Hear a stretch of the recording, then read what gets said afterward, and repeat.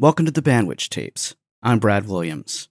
My guest today is singer-songwriter Josie Sal, whose new single, Cowboys and Barbies, takes a childhood idea and turns it into a much bigger song about growing up, expectations, and realizing that life doesn't always follow the script we imagine for ourselves. Josie carried the idea for the song for nearly 2 years before writing it with Kelly Johnson and Mara Streppa. And in this conversation, we talk about why she waited, what she learned from co-writing, and how producer Brandon Hood helped transform an initially pop-leaning demo into the country record she wanted to make. We also talk about Josie's unexpected start as a singer after growing up as a dancer, the role her family continues to play in her career, and why her focus right now isn't simply releasing more songs, it's figuring out exactly what the Josie Sal sound is. Here's my conversation with Josie Sal.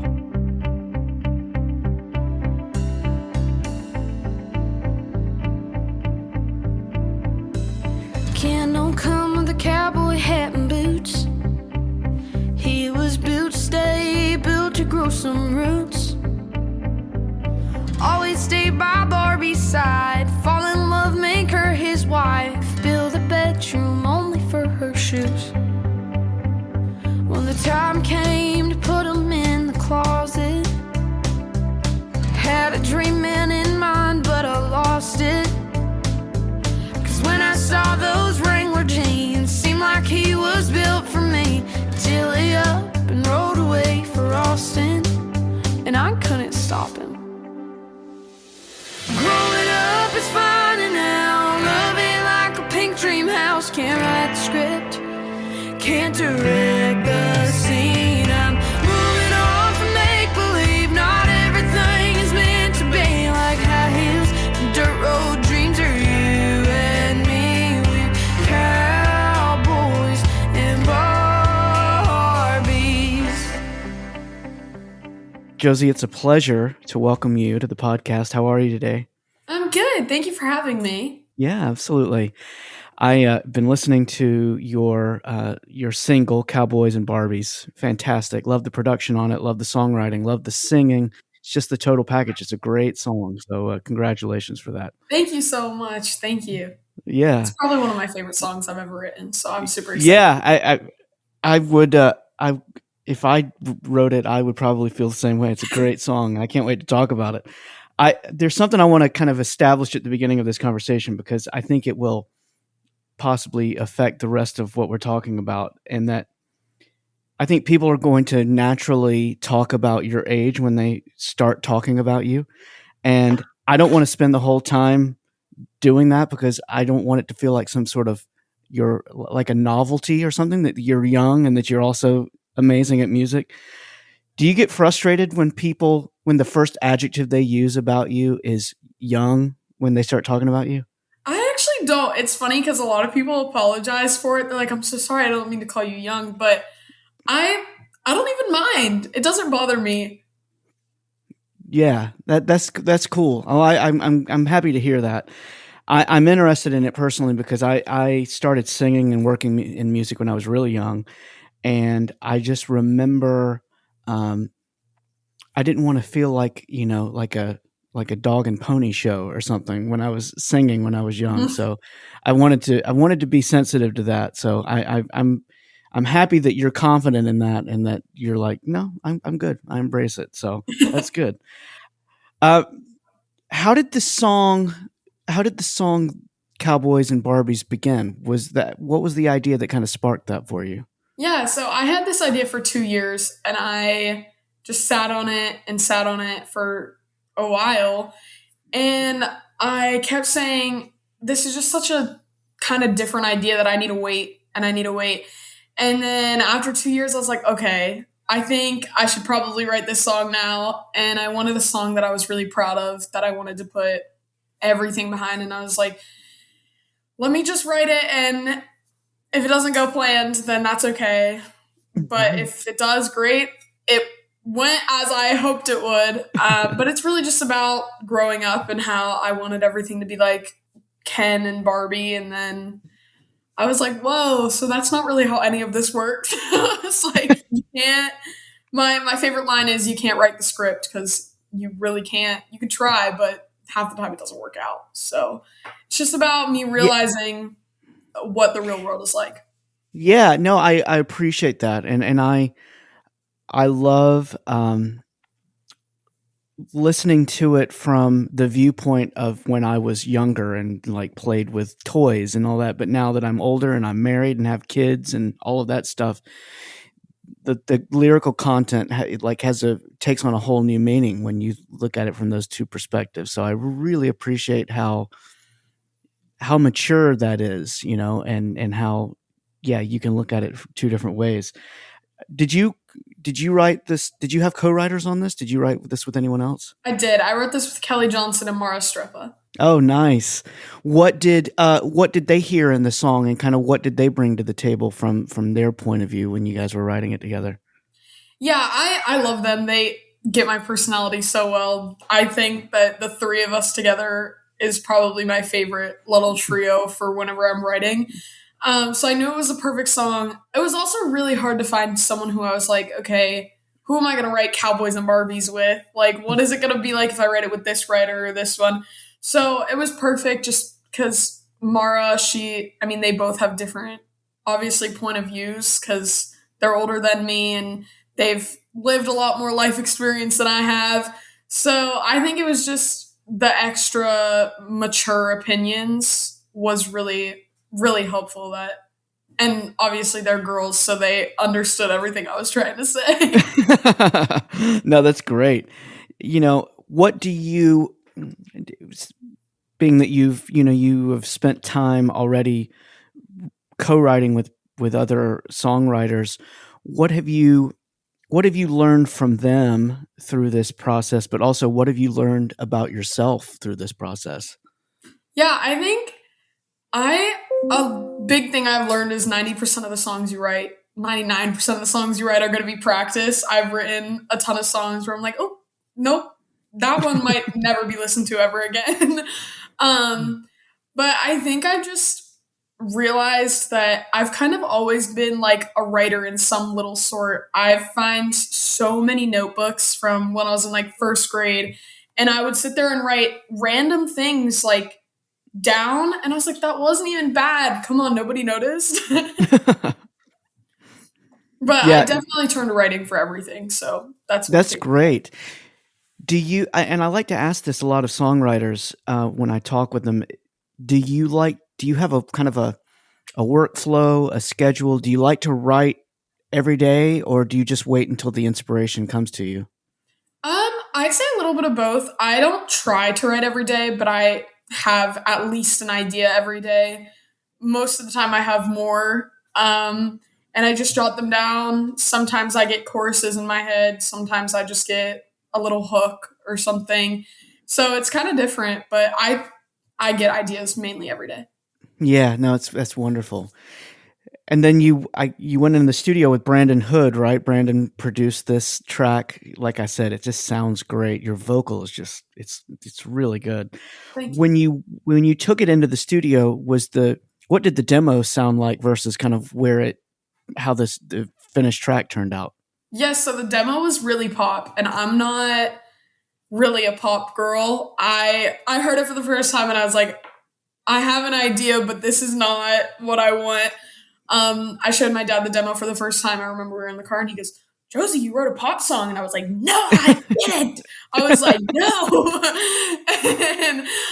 So I think Brandon really just helped put it in the traditional country kind of feel that I wanted. So yeah, they're very different. If you heard the demo, you'd be like, this is not the same song at all. Oh, wow. Yeah.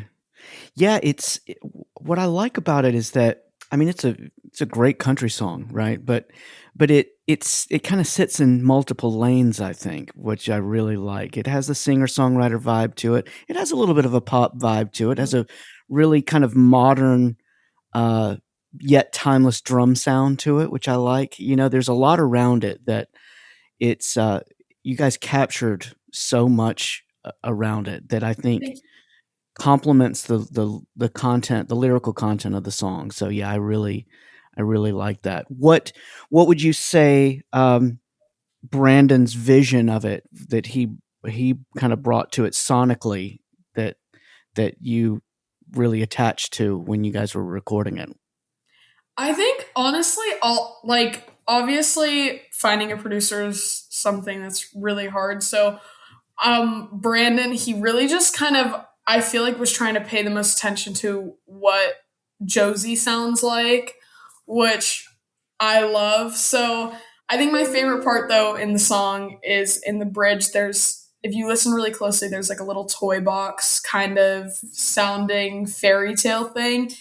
And I think it was Brandon's idea, and we were just sitting in there, and they were like, "Oh my gosh, that would be so cool." And I heard it. I was like, "How did you guys even think of that?" I could have never thought, "Oh, let's put a toy box in the song." So it's super cool, just all of the different ideas that they all had. Yeah, no, it's really cool. Yeah, I love all of that stuff around it.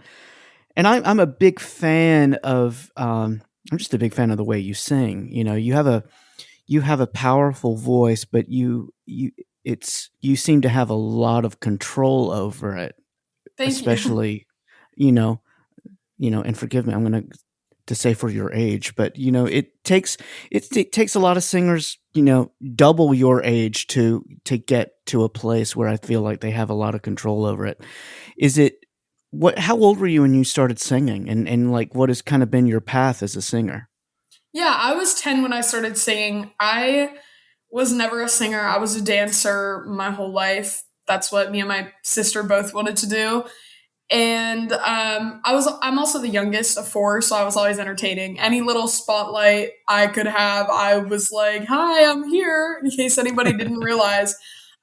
So we were just in Florida, and I wanted shopping money, and my dad was like, "No, but I'll give you $20 if you sing with the band." And I wasn't a singer. I knew Dance Monkey by Tones and I, and everyone was like, "Oh, that's not that bad," but also it's just Josie. She's just entertaining. And I got up with the band, I sang, and ever since I've just been playing shows, taking vocal lessons. So this kind of started all out of the blue, and none of it was really planned at all. Wow, that's awesome.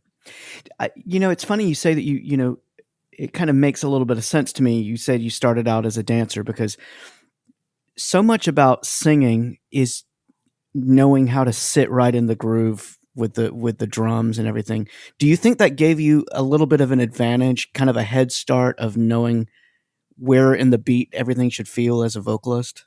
Yeah, I definitely think dancing honestly helped, and rhythm, everything. But I also just loved music my whole life, so it was kind of like, now we look back at videos of me singing, and my mom was like, "Wow, you were good."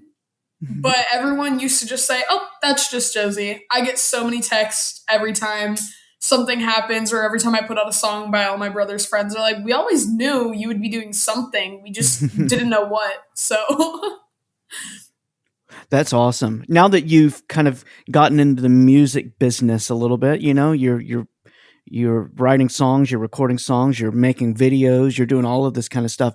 Is the business part of it what you thought it would be? Are you surprised?